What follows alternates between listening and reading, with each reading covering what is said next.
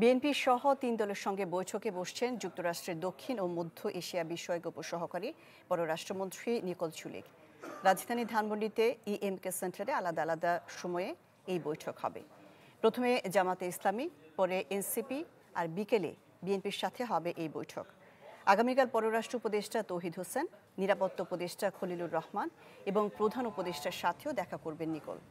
মার্কিন প্রতিনিধি দলের সাথে রাতে যোগ দিবেন অ্যান্ড্রু হিরাপ, যুক্তরাষ্ট্রের পূর্ব এশিয়া ও প্রশান্ত মহাসাগরীয় অঞ্চল বিষয়ক উপসহকারী পররাষ্ট্রমন্ত্রী।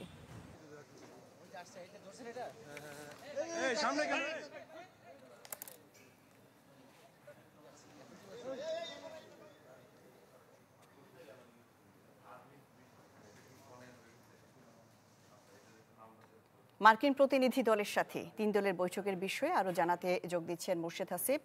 মোর্শেদ হাসিব, মার্কিন প্রতিনিধি দলের সাথে যে ৩ দলের বৈঠক হতে যাচ্ছে আজকে সারাদিনে, কি কি বিষয়ে উঠে আসতে পারে এই বিষয়ে জানাবেন?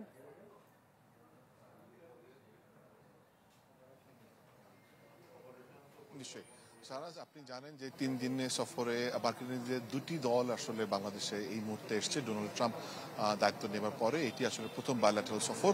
তো সেই জায়গাটা থেকে আমরা যতটুকু জানতে পেরেছি, দুটি দল, একটি দল মঙ্গলবার ভোরে এসছে, আরেকটি দল আজকে সন্ধ্যায় আসবে। মঙ্গলবার ভোরে যে দলটি এসছে সেই দলটি লিড করছেন ডেপুটি আন্ডার সেক্রেটারি নিকোল চুকলি। তার অন্যতম এজেন্ডা হচ্ছে গণতন্ত্র নির্বাচন, অর্থাৎ আগামী নির্বাচন যেটি বাংলাদেশে হতে যাচ্ছে অন্তর্বর্তী সরকারের আন্ডারে, তাদের তত্ত্বাবধানে সেই নির্বাচনে প্রত্যেকটি দলের মতামত জানবে, প্রত্যেকটি দল নির্বাচনে কি ভাবছে, তারা কেমন নির্বাচন চায়, এইসব বিষয়ে তারা কথা বলবে। কিছুক্ষণ আগে এই বিষয়ে কথা বলার জন্য দুপুর 2টার জাস্ট 5 মিনিট আগে জামায়াতের একটি প্রতিনিধি দল পৌঁছেছে। আমরা তাদের সাথে কথা বলবো হয়তো তারা বেরিয়ে যাওয়ার পরে। এরপরে আসবে এনসিপি এবং সবশেষে আসবে বিএনপি। এর বাহিরে মার্কিন প্রতিনিধি দলটি কিন্তু সুশীল সমাজের সাথেও বৈঠক করেছে বলে আমরা জানতে পেরেছি। যেমন জাতীয় ঐক্যমত কমিশনের co chairman doctor Ali Riaz কিন্তু এখানে এসছেন।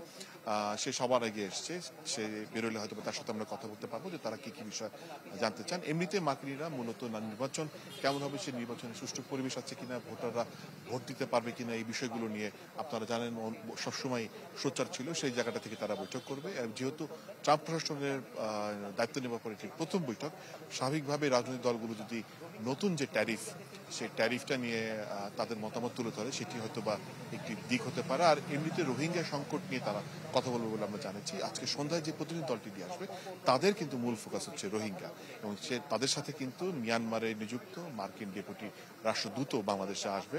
তার রিপ্যাট্রিয়েশন থেকে অর্থাৎ প্রত্যাবাসন থেকে শুরু করে যাবতীয় সবকিছু নিয়ে আলোচনা করবে। তবে রোহিঙ্গা প্রত্যাবাসন বাদ দিয়েও কিন্তু এখন কিন্তু সবগুলো দলই নির্বাচনের কথা বলছে। ফলে নির্বাচনটাই অনেকটা মুখ্য। স্বাভাবিকভাবে মানবাধিকার পরিস্থিতি কিংবা নতুন সরকারের আমলে সবাই রাজনৈতিক ক্যাম্পেইনগুলো সুষ্ঠুভাবে করতে পারছে কিনা, সেই বিষয়গুলো সামনে আসবে। আমরা অপেক্ষা করছি তারা বেরিয়ে আসলে কথা বলবার জন্য।